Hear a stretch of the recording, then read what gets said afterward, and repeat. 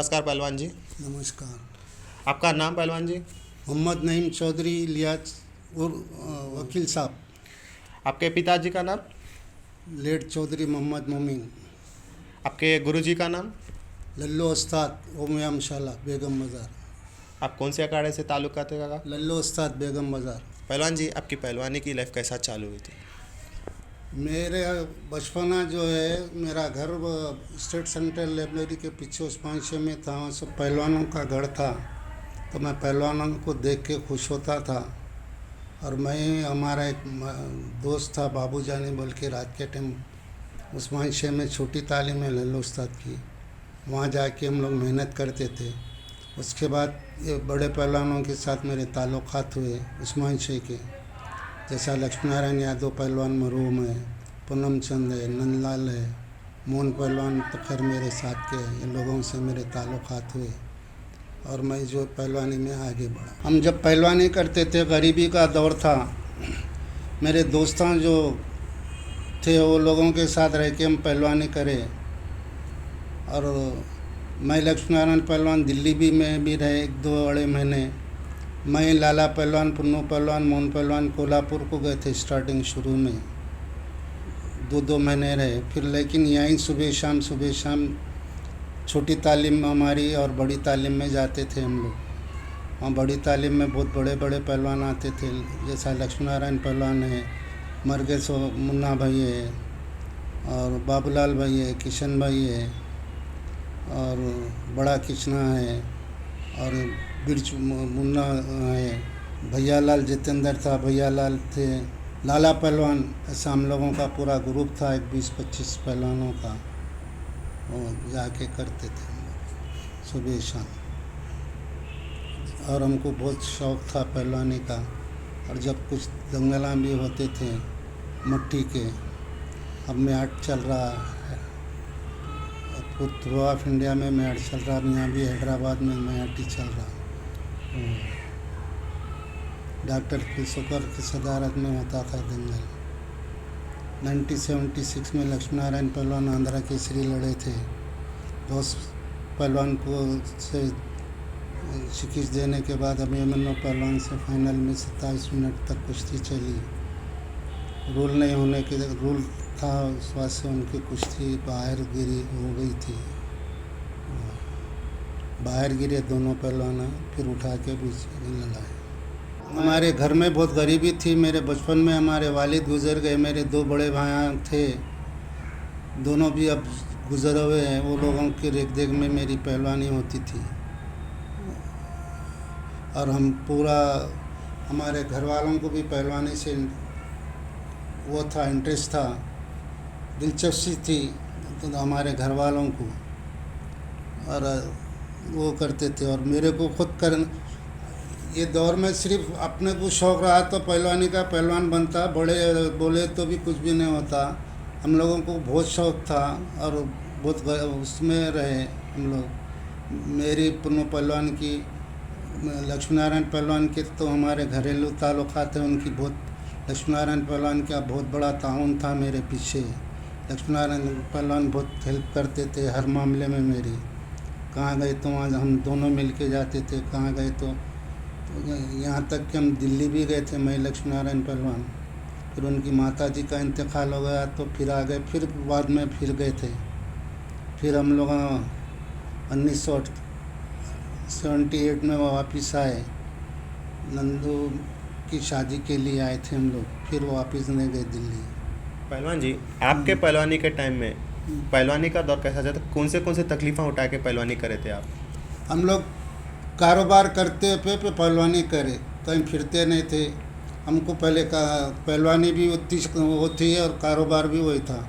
घरों से निकलते थे, कारोबार को जाते थे, जाके फिर हम लोग पहलवानी को आते थे। और जब जो तकलीफ़ें मरहले आए वो अल्लाह निकाल दिया, वो उसमें भी होकर पूरा सक्सेस गए और पहलवानी में भी सक्सेस गए। पहलवान जी, आप कौन से एज से दंगला लड़े और कौन से दंगला लड़े? मैं जो है, मेरे बचपने से पहलवानी करते पे दंगल लड़ा। और जब हमारे बचपने में नागर पंचमी को इमली बन में कुश्तियाँ होते थे, नदी के, अब जहाँ बस डिपो है वहाँ पे भी पहले वहाँ लड़े, उसके बाद जो है खुले दंगल होते थे यहाँ हैदराबाद में, वहाँ पे लड़े। और बाहर जो है इनके श्री को गए थे मैं, बड़ा कृष्णा और लाला पहलवान, ऐसा। तो वहाँ बेंगलुरु में भी मैं एक कुश्ती लड़ा। पहलवान जी, पहलवानी मतलब क्या है? ये पहलवानी जो है बहुत सदियों से, बहुत सालों से चली आ रही। और ये पहलवानी एक ऐसी चीज़ है, बहुत अच्छी चीज़ है, इसको अच्छे ढंग से लेके चलना है। और पहलवान का एक पहलवान एक ही एक ऐसा फन है, ऐसी कुश्ती है, एक अपना जजमेंट उसको अपने पे करना पड़ता, चाहे उन्हें मट्टी में लड़ो या मैट पे लड़ो। जैसा 11 प्लेयरों का 7 प्लेयरों का रहता है, वैसा एक के पे नहीं कर सकते। लड़ने वाले को ही अपने बारे में सोचना है, उसको अपना दिमाग को अच्छी जगह रख के सोच के लड़ना पड़ता है उसको। पहलवान जी, आपको ये पहलवानी का जुनून कैसा चालू हुआ था? मैं पहलवानों को देख के, कुश्तियाँ देख के मेरे को जुनून वो हुआ।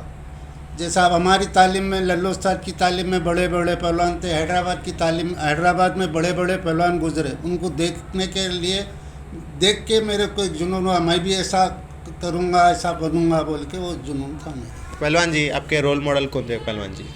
लक्ष्मीनारायण यादव पहलवान थे, सेकंड आंध्रा के श्री।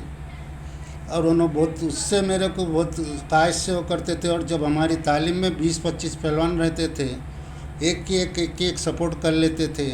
कभी कभी किसी को गिराना या किसी को उठाना वैसा नहीं था हमारी तालीम में। शुरू से हमारी तालीम वो थी। और हैदराबाद की पहलवानी की जितने भी तालीम है वैसे है। पट्टों के लिए उस्ताद अपने बड़े पहलवान अपना वक़्त दे के, समय दे के पूरा उनके पीछे होते ताकि वो बच्चे अच्छे हो सके। पहलवान जी, शेड्यूल कैसा था आपका? सुबह में हम लोग कसरत कर लेते थे, दंड बैठक मार लेते थे, शाम में जोर पानी और सपाटे मारते थे। शाम में 3 बजे और सुबह 4 बजे, रात से कभी 4 बजे कभी 5 बजे, साबिर करके करते। पहलवान जी, आपका डाइट कैसा रहता था? डेट क्या था भाई, गरीबी का दौर था, दूध पी लेते थे, घी खा लेते थे। चाहे वो लक्ष्मीनारायण पहलवान रहो, इतने बड़ी पहलवानी करे, चाहे वो मोहन पहलवान रहो, या चाहे पूनम चंद पहलवान रहो, चाहे लाला पहलवान रहो, चाहे नंदलाल पहलवान रहो, ऐसे और भी थे हमारे बड़ी तालीम के। हमारे साथ तो ये गजानन, बिहारी लाल, रघुनंदन, ये सब थे। अब योगेश पहलवान सेकंड आंध्रा के श्री हमारे तालीम के, उन्होंने भी बच्चे थे हमारे पीरियड में आते थे। पहलवान जी, प्रेजेंट जनरेशन पहलवानी को छोड़ दे के जिमों को क्या कुछ चले आ रहे, उन लोगों को सही रास्ता दिखाने वाले नहीं रखने कारण जिम को चले आ रहे, नहीं तो अपने अखाड़ों में सही नहीं सिखा रहे बोल के चले आ रहे क्या? आजकल का जो जनरेशन है वो लोगों को इतनी मुसीबत बर्दाश्त नहीं हो रही, दंड बैठक की वो तकलीफ़ बर्दाश्त नहीं हो रही। वो तकलीफ़ का है फ़न, ये पहलवानी फ़न। लेकिन जितनी तकलीफ़ उठाएंगे उतना तुमको राहत मिलेंगी, मरे तक राहत मिलेंगी। बड़े लोग बोलते जोर था गौर, गौर के माने खबर के, जोर करने वाला खबर को गए तक अच्छा रहता बोल के। अब हमारी तालीम में हमारे बड़े जो बैठते थे, उस्ताद मदन भाई, ये लोग जो बैठते थे जोर पे ज़्यादा ध्यान देते थे, कसरत भी कराते थे। लेकिन ये नई नस्ल जो है उनको मुसीबत बर्दाश्त नहीं हो रही, खाली ज़रा जिम कर लेके पाउडर वाउडर खा लेके जिस्म फूले तो उसमें खुश है। ये बहुत वो है, ज़मीन की मेहनत बहुत कठिन तपस्या है, इसको तपस्या बर्दाश्त करना पड़ता। जो बर्दाश्त करा वही आगे निकलता, जिसको बर्दाश्त नहीं है उन्हें बाजुक से चले जाता, जाके जिम कर ले रहा, वो कर ले रहा, ऐसा है। हैदराबाद में जितने भी अखाड़े हैं उस्ताद सब पट्ठों को वो करते मगर पट्ठे टिकते नहीं, बराबर आते चले जाते। हर तालीम वालों की ये जिम्मेदारी है, जिम्मेदारी उठाते वो लोग, अपना टाइम दे के, अपना वो दे के बच्चों के पीछे वो होते। मगर वो लोग आते 3 महीने में, 6 महीने में, 1 साल में, 2 साल में पहलवान बनेंगे बोले तो नहीं बन सकते। उसको पीरियड देना पड़ता, उसकी तपस्या जो है उसकी पूरी करना पड़ता, करके वो कराना। हमारा तालीम बोल के नहीं, हैदराबाद के हर पहलवान जितने भी अखाड़े हैं वो लोग अपना टाइम दे के अपने बच्चों को, अपने शागिर्दों के पीछे अपनी ज़िंदगी वो लगा दे रहे हैं। पहलवान जी, आपके ज़माने के टाइम में दंगल कुश्ती लड़ने का फ़न अलग था, मतलब 1-1 घंटा भी पहलवानी करते थे बड़े पहलवान। आज के ज़माने के पहलवानों को मैट की कुश्ती में 6 मिनट की कुश्ती छोगे और उसमें 3-3 मिनट की ब्रेक, 3-3 मिनट के कुश्ती के बाद ब्रेक में भी रहा कह को परफॉर्मेंस कह को नहीं दे सक रहे आज के पहलवाना। पहले के पहलवाना 2 घंटे भी लड़ सक रहे, कह को ऐसा ये पहलवानी में तब्दीली आ गई और ये जो नई नस्ल है उतनी कसरत नहीं कर रही, उतनी जोर पानी नहीं कर रही। ये बात अलग है, कुश्ती बहुत फास्ट हो गई, पहले उतनी फास्ट नहीं थी। और हमारे पीरियड में ज़्यादातर थ्रो ऑफ इंडिया का, वर्ल्ड का तो नहीं मालूम मेरे को, थ्रो ऑफ इंडिया में मट्टी में कुश्तियाँ होते थे। अब थ्रो ऑफ वर्ल्ड में पूरे मैट पे ही चल रहे, पूरे इंडिया में भी वही चल रहा है, थ्रो ऑफ वर्ल्ड में भी, ओलंपिक, एशियन में, उसमें इसमें सब मैट के कुश्तियाँ चल रहे हैं। हमारे पीरियड में भी मैट के कुश्तियाँ होते थे, मगर एक आध दंगल होता था, वो सीनियर चैम्पियनशिप उसमें कराते थे। अब मट्टी के दंगल कंटिन्यू होते थे, जैसा डॉक्टर पिसलकर की ज़िंदगी में जो है उन्होंने आंध्रा केसरी वो कराते थे, खुले दंगल हर वीक को कराते थे। और वीरप्पा मामा मर गए, उन्होंने जो है मैट का दंगल कराते थे। अब जो नई नस्ल है उतनी कसरत नहीं कर रहे हैं, 200 बैठक मार रहे हैं, लेकिन हम जो करें ज़्यादा करें। हमारे बाद जो बच्चे भी करें तालीमों में, वो लोग भी कसरत कुछ कम करें। अब तो नई नस्ल बहुत ही कम कर रही, उसमें वो लोगों को जल्दी थकावट आ जा रही है, वो हो जा रही है। अपने हैदराबाद के पहलवानी और अपने तेलंगाना के पहलवानी को और बाहर के नॉर्थ के पहलवानी से क्या डिफरेंस है?